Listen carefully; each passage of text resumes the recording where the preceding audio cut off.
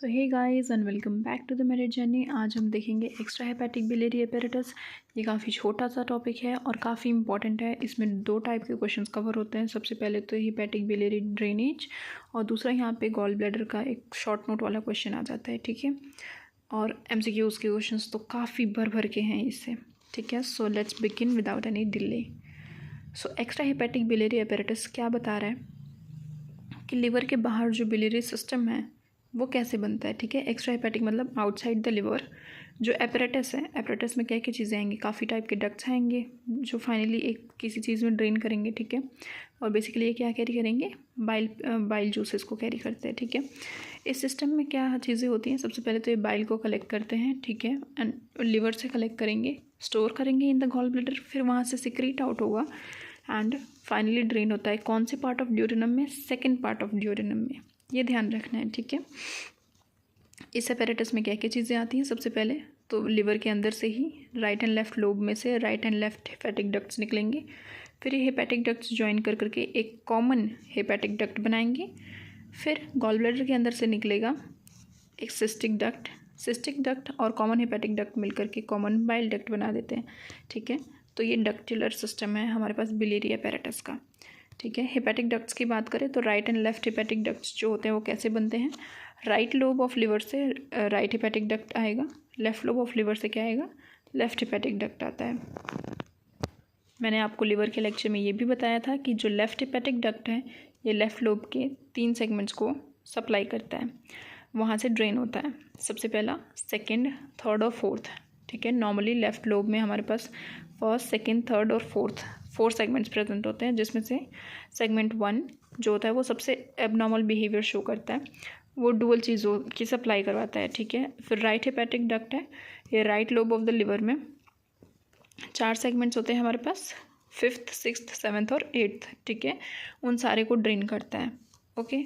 और जो 80% केसेस होते हैं, दैट इज़ मोस्ट केसेस जो होते हैं, उसमें जो सेगमेंट 1 है जिसको हम कॉर्डेट लोब भी कहते हैं, वो right and left hepatic ducts दोनों में ही अपनी चीज़ों को सप्लाई करता है, ठीक है।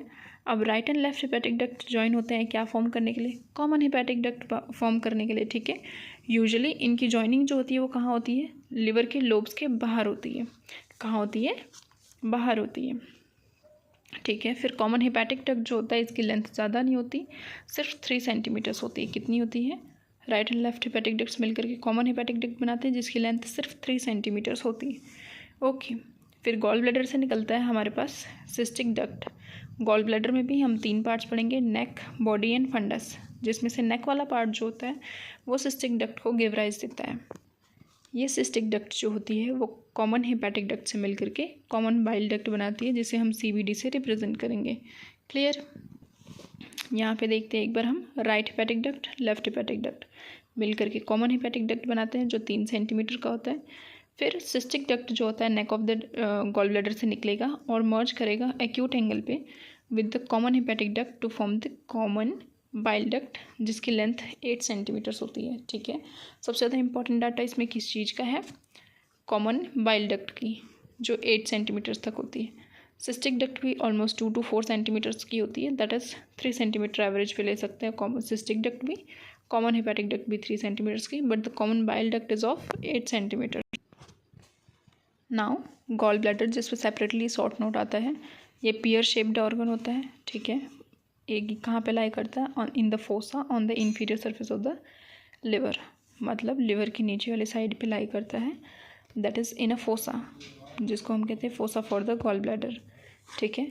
अब ये कौन से सेगमेंट्स के बीच में लाई करता है, left lobe of the liver में से 4th segment, right lobe of the liver में से 5th सेगमेंट जो होता है, इनके जंक्शन पे लाई करता है, ठीक है। इसकी लेंथ 8 सेंटीमीटर्स होती है, विड्थ 3 सेंटीमीटर होती है। नॉर्मल कंडीशंस में इसकी कैपेसिटी 50 to 60 ml होती है, ठीक है। कितनी, 50 to 60 ml होती है। और नॉर्मली जब कोई पर्सन फास्ट कर रहा है तो इसका वॉल्यूम इंक्रीज़ होगा क्योंकि इसमें स्टोरेज ज़्यादा होगी और कैपेसिटी बढ़ेगी। और अगर पर्सन जो है वो मील खा चुका है तो ये डिक्रीज़ होता है। गॉल ब्लैडर 3 पार्ट्स में अब डिवाइडेड होता है, पहला नेक रीजन, फिर बॉडी, फिर फंडस, ठीक है। Fundus of the gall bladder जो होता है ये कहाँ पे लाई करता है, 9th कॉस्टल स्पेस पे, नाइन्थ कॉस्टल कार्टिलेज पे, ये मोस्ट इंपॉर्टेंट है कि नाइन्थ कॉस्टल कार्टिलेज पे हमारा फंडस लोकेटेड होता है, ठीक है। और फंडस पूरा बाहर की ओर से पेरिटोनियम से सराउंडेड होता है, और इसका जो नीचे वाला पोर्शन होता है ये क्या होता है, बेयर एरिया को कॉन्स्टिट्यूट करता है। ये हमने लिवर में भी देखा था। अब बॉडी की बात करें तो बॉडी जो होता है वो टेपर करता है कहाँ पे, नेक वाले रीजन पे। नेक नॉर्मली क्या होता है, कंस्ट्रिक्टेड एरिया ही होती है, ठीक है। इसका इन्फीरियर सरफेस जो होता है ये first part of the duodenum से रिलेटेड होता है, ये हमने देखा था। यहाँ पे ड्यूडेनम के लिए इम्प्रेशन होती है, ठीक है। इसके बाद कभी कभी मेजेंट्री होती है जिसकी वजह से ये पूरा क्या हो जाता है, फ्लोट करता है। ऐसा लगता है कि गॉल ब्लैडर क्या हो रहा है, फ्लोट कर रहा है, ठीक है। मेजेंट्री से पूरा कवर्ड हो जाता है और हैंग करता है। नाउ नेक वाला रीजन जो होता है ये नैरो अपर पार्ट होता है। पोर्टा हेपेटिस के सबसे क्लोजेस्ट होता है नेक, फिर बॉडी, फिर फंडस आता है, ठीक है। ये कंटिन्यू करता है with the cystic duct. Cystic duct की ओरिजिन यहीं से होती है। गॉल ब्लैडर की वॉल हिस्टोलॉजिकली अगर हम बात करें तो ये बहुत इंपॉर्टेंट पॉइंट है कि इसमें नॉर्मल 4 लेयर्स नहीं होती। जो नॉर्मल गट लेयर्स होती हैं वो कैसे होती हैं, इनर मोस्ट म्यूकोसा होगी, उसके बाद सब म्यूकोसा होती है, फिर मस्कुलरिस एक्सटर्ना होती है, उसके सबसे बाहर होती है सीरोसा, ठीक है। ये नॉर्मल लेयर्स हैं। बट गॉल ब्लैडर में हमें बीच की ये दोनों लेयर्स मिसिंग मिलती हैं, दैट इज़ सब म्यूकोसा और मस्कुलरिस एक्सटर्ना। ये दोनों गॉल ब्लैडर में प्रेजेंट नहीं होती हैं। तो गॉल ब्लैडर में क्या मिलेगा हमें, सबसे पहले तो सरफेस एपिथेलियम मिलेगी, फिर लैमिना प्रोप्रिया मिलेगा, स्मूथ मसल की लेयर मिलेगी, फिर सीरोसा मिलेगा, ठीक है। स्मूथ मसल की लेयर म्यूकोसा होगी और सीरोसा हमारे को बाहर की ओर मिलेगा, जो मोस्टली पेरिटोनियम की क्या होती है, विसरल पेरिटोनियम की मॉडिफिकेशन होती है। सिस्टिक डक्ट की बात करें तो 2 to 4 सेंटीमीटर इन लेंथ होता है। Neck of the gall bladder से ओरिजिनेट करता है, ज्वाइन करता है with the common hepatic duct to form the common bile duct, ठीक है। सिस्टिक डक्ट में अब क्या होता है, म्यूकोजल फोल्ड्स होते हैं। म्यूकोजल फोल्ड्स इस सिस्टिक डक्ट के अंदर होते हैं, जो ऐसे ऐसे ओब्लिकली फोल्डेड होते हैं। तो जब भी हम कैन्युलेशन करने की कोशिश करते हैं तो स्ट्रेट पाथवे उसको प्रोवाइड नहीं करता है, ये घुमा सा है बहुत ज़्यादा, ठीक है। और इसका नाम क्या कहते हैं, इस म्यूकोसल फोल्ड का नाम क्या है, स्पाइरल वेल्व ऑफ मिस्टर। क्या है, स्पाइरल वेल्व ऑफ मिस्टर। नाम में ज़रूर वेल्व आ रहा है बट इसका कोई वेल्वुलर फंक्शन नहीं होता, दैट इज़ ये अमाउंट ऑफ बाइल जूस को बिल्कुल नहीं रेगुलेट करता, ठीक है। बस ये प्रॉब्लम प्रोवाइड करने के लिए यहाँ पे, दैट इज़ कैन्युलेशन नहीं होने देता सीधा सीधा। ना कॉमन बाइल डक्ट 8 सेंटीमीटर इन लेंथ होता है। सिस्टिक डक्ट और कॉमन हेपेटिक डक्ट के मिलने की वजह से बनता है, ठीक है। इसके पास 4 पार्ट्स होते हैं, 4 पार्ट्स में हम इसको डिस्कस करने वाले हैं। कॉमन बाइल डक्ट जो है ये ड्यूडेनम के ऊपर वाले पोर्शन को, तो हम इसको सबसे पहले क्या कहेंगे, सुप्रा ड्यूडेनल पार्ट, ठीक है। फिर ड्यूडेनम के पीछे जो होगा उसको रेट्रोड्यूडेनल कहेंगे। फिर ड्यूडेनम के नीचे जो होता है उसको इंफ्रा ड्यूडेनल पार्ट कहते हैं, ठीक है। या तो पेंक्रियास भी वहीं पे लोकेटेड होती है सेकेंड पार्ट ऑफ ड्यूडेनम के कन्वेक्सिटी में, कनकेविटी में, तो वहाँ पे इंट्रा पेंक्रेटिक पार्ट होता है, ठीक है। और फिर ड्यूडेनम की बॉल के अंदर वाला पोर्शन जो होता है वो इंट्रा म्यूरल पार्ट होता है। तो हमने 4 पार्ट्स देखने हैं कॉमन बाइल डक्ट के, ठीक है। सुप्रा ड्यूडेनल पार्ट जो होता है ये प्रेजेंट होता है अबव द ड्यूडेनम, और जो हमारा हम लेसर ओमेंटम देखते हैं उसके राइट फ्री मार्जिन पे होता है। फिर retroduodenal part behind the first part of duodenum होगा, ठीक है। इंफ्राड्यूडेनल पार्ट जो होगा वो फर्स्ट पार्ट ऑफ ड्यूडेनम के नीचे होगा, दैट इज़ पेंक्रियास के पीछे होगा, क्लियर। फिर इंट्राम्यूरल पार्ट जो होता है ये कॉमन बाइल डक्ट की ओपनिंग ऐसे ऑब्लिकली होती है in the second part of duodenum. तो ऑब्लिक ओपनिंग की वजह से वापस से जो बाइल होता है, बाइल जूस होता है, वो रिगर्जिटेट नहीं कर पाता, ठीक है। ये जो कॉमन बाइल डक्ट होता है ये ड्यूडेनम के सेकेंड पार्ट में एक लोकेशन होती है जिसको मेजर ड्यूडेनल पैपिले कहते हैं, वहाँ पे जाकर ओपन होता है। और सिर्फ कॉमन बाइल डक्ट ही नहीं बल्कि यहाँ पे पेंक्रेटिक डक्ट भी, मेन पेंक्रेटिक डक्ट होती है वो भी ओपन होती है। और स्टमक है, स्टमक के बाद फर्स्ट पार्ट ऑफ ड्यूडेनम और सेकेंड पार्ट ऑफ ड्यूडेनम है। तो सेकेंड पार्ट ऑफ ड्यूडेनम में ऐसी लोकेशन पे ओपन होते हैं कि जो स्टमक का लोअर मोस्ट पार्ट होता है दैट इज पाइलोरस, वहाँ से इस मेजर ड्यूडेनल पैपिले की कितनी डिस्टेंस होती है, 8 to 10 सेंटीमीटर्स होती है, ठीक है। और ये वॉल ऑफ ड्यूडेनम के अंदर ही यूनाइट करते हैं, कभी भी बाहर यूनाइट नहीं करते, ये आपको ध्यान रखना है। Now the sphincter of Audi. सबसे पहले तो ये स्फिंक्टर ऑफ ऑडी कोई सिंगल स्फिंक्टर नहीं प्रेजेंट होती है, बल्कि ये स्फिंक्टरस सिस्टम होता है। स्फिंक्ट्रिक सिस्टम जो कहाँ पे कंट्रोल करता है किन चीज़ों को, जो हमारा बाइल डक्ट है, फिर पैंक्रेटिक डक्ट है, इनके डिस्टल पार्ट्स को जो बहुत क्लोज होते हैं in the wall of the duodenum, वहाँ पे उनको रेगुलेट करता है। ठीक है, इसमें सर्कुलर और लॉन्गिट्यूडनल मसल्स दोनों ही होती हैं, और ये यूजुअली क्या रेगुलेट करता है, फ्लो को। जो स्फिंक्ट्रिक मैकेनिज्म होता है that is the sphincter of Audi के कॉन्ट्रैक्शन और रिलैक्सेशन का जो भी प्रोसेस होता है वो इंडिपेंडेंट होता है of the duodenal musculature. Duodenum ऐसा नहीं है कि अगर ड्यूडेनम की मसल्स क्या हो रही है, कॉन्ट्रैक्ट हो रही है, श्रिंक हो रही है, तो स्फिंक्ट्रिक मैकेनिज्म भी ऐसे कॉन्ट्रैक्शन वाला होगा, ऐसा कुछ नहीं होता। ये दोनों इंडिपेंडेंटली कॉन्ट्रैक्ट और रिलैक्स करते हैं। ठीक है, स्फिंक्टर ऑफ ऑडी जो होता है, मैंने बताया एक सिंगल स्फिंक्टर से नहीं बनी होती, बट ये स्फिंक्ट्रिक सिस्टम होता है जिसमें 4 टाइप की स्फिंक्टर्स होती हैं, सुपीरियर और इन्फीरियर। स्फिंक्टर कोलिडोकस होता है। Choledochus word is used for the common bile duct. ठीक है, इसमें superior and inferior sphincter choledochus होंगी। फिर हमारे पास क्या होती है, स्फिंक्टर पैंक्रियाटिकस होती है, जो पैंक्रियाज के सिक्रेशंस को क्या करती है, रेगुलेट करती है। फिर स्फिंक्टर ऑफ एम्पुला होती है। Okay, I forgot to tell you about the ampulla of Vater, जो कॉमन बाइल डक्ट होती है और पैंक्रेटिक डक्ट होती है। ये जहाँ पे मिलते हैं ना, वहाँ पे एक स्वेलिंग होती है जिसको हम एम्पुला ऑफ वेटर कहते हैं, और ये फॉर्म कहाँ पे होता है, inside the wall of duodenum he form होता है।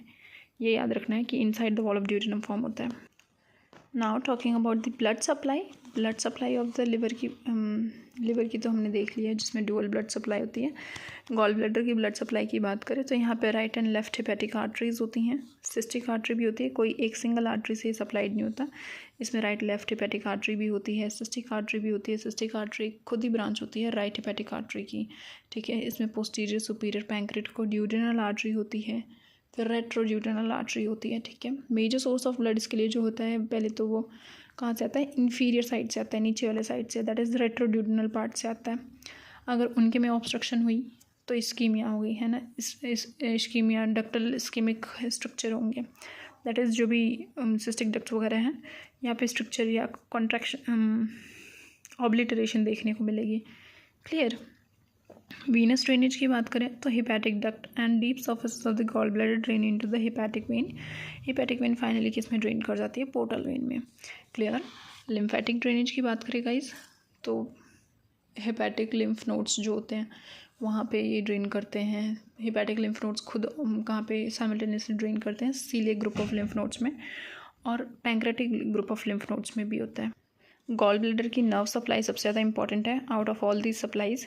तो नर्व सप्लाई मेन इसकी कहाँ से आती है, सीलिएक प्लेक्सस से ही आती है। सीलिएक प्लेक्सस में भी सिंपैथेटिक फाइबर्स जो होते हैं वो कौन से होते हैं, T7 से T9 तक वाले। This is the most important part कि सिंपैथेटिक फाइबर्स में कौन कौन सी की सप्लाइड होती है, T7 से T9 तक होती है। ठीक है, और इसमें कौन सी नर्व के थ्रू होता है, greater splanchnic nerve. Greater splanchnic nerve से सिंपैथेटिक फाइबर्स जो होते हैं वो T7 से T9 तक सप्लाई करते हैं to the coeliac ganglion. Clear. Now the visceral afferent nerve travel through the greater splanchnic nerve. जो विसरा से भी स्टिमुलस होते हैं उनको भी कौन लेकर आती है, ग्रेटर स्प्लैंक्निक नर्व ही लेकर आती है। पैरासिम्पैथेटिक वेगस नर्व सप्लाई करेगी। सेंसरी फाइबर्स जो होते हैं गॉल ब्लैडर से वो राइट फ्रेनिक नर्व ले जाती है। अब फ्रेनिक नर्व का पार्ट जो होता है ये रिस्पॉन्सिबल होता है, ये हमारे जो सुप्राक्लेविकुलर डर्मेटोम्स होते हैं वो भी सप्लाइड होते हैं विद द फ्रेनिक नर्व। इसके लिए यहाँ पे रेफर्ड पेन जो भी गॉल ब्लैडर का पेन होता है वो supraclavicular part of the right hand में भी जाता है। फ्रेनिक नर्व की रूट वैल्यूज़ क्या होती हैं, C3, C4 और C5। ये हमने ब्रेकियल प्लेक्सस में भी देखा था। गॉल ब्लैडर जो होता है वो राइट साइड पे लोकेटेड होता है, इसलिए right side of supraclavicular portion में रेफर्ड पेन होता है। अब हम बात करेंगे एक बहुत इंपॉर्टेंट ट्रायंगल की जिसको कैलोट्स ट्रायंगल कहते हैं। कैलोट्स ट्रायंगल सबसे ज़्यादा यूज़फुल क्यों होता है और कौन सी सिचुएशंस में होता है, तो सिचुएशन होती है जब लेप्रोस्कोमी कोलेसिस्टेक्टोमी होती है। लेप्रोस्कोपिक कोलेसिस्टेक्टोमी जब होती है तो सिस्टेक्टोमी मतलब कि गॉल ब्लैडर को जब हम रिमूव करते हैं या जब भी सर्जन रिमूव करता है तो इस कैलोट्स ट्रायंगल को सबसे पहले तो वो आइडेंटिफाई करता है। ये इसकी बाउंड्रीज़ क्या होती हैं, 3 बाउंड्रीज होंगी क्योंकि एक ट्रायंगल है। सबसे पहले तो हेपेटिक कॉमन हेपेटिक डक्ट है, वर्टिकली जो आ रहा होगा। फिर सिस्टिक डक्ट है और inferior part of the liver है। इनसे ये 3 ट्रायंगल की बाउंड्रीज बन जाती हैं और इसके अंदर मेन चीज़ जो पास करती है वो होती है सिस्टिक आर्टरी। अब जब कोई भी सर्जरी होती है तो सबसे पहले सर्जन इस सिस्टिक आर्टरी को लाइगेट करता है ताकि कोई भी हेमरेज के चांसेस ना हो। सिस्टिक आर्टरी के साथ और क्या चीज़ें प्रेजेंट होती हैं, सिस्टिक लिम्फ नोड्स भी प्रेजेंट होते हैं। फ्रिजियन कैप क्या होती है? फ्रिजियन कैप एक नॉर्मल सिचुएशन होती है जिसमें fundus of the gall bladder जो होता है वो इन्वेजिनेशन से शो करता है, जैसे कि इस फिगर में दिख रहा है। फिर हार्टमैन्स पाउच। हार्टमैन पाउच एक ऐसा पाउच है जो एक डायवर्टिकुलम दैट इज़ इवेजिनेशन की वजह से बनता है, जिसके अंदर जो भी बिलियरी स्टोन्स बनते हैं वो स्टोर होते हैं। हार्टमैन्स पाउच में स्टोन्स की स्टोरेज होती है ना। Murphy's sign. मर्फीज साइन क्या होता है? अक्यूट कोलिसिस्टाइटिस के केसेस में होता है, दैट इज़ थोड़े टाइम का जो पेन होता है इन द गॉल ब्लैडर, उसकी केसेस में ही ये हमें देखने को मिलता है, क्रॉनिक में नहीं देखने को मिलता। मर्फीज साइन क्या होता है? जब हम पेशेंट को बोलते हैं कि वो क्या करे, डीप इंस्पिरेशन करे, ठीक है, और हम अपनी फिंगर को 9th कॉस्टल कार्टिलेज के पास प्लेस कर देते हैं, टिप ऑफ द फिंगर को।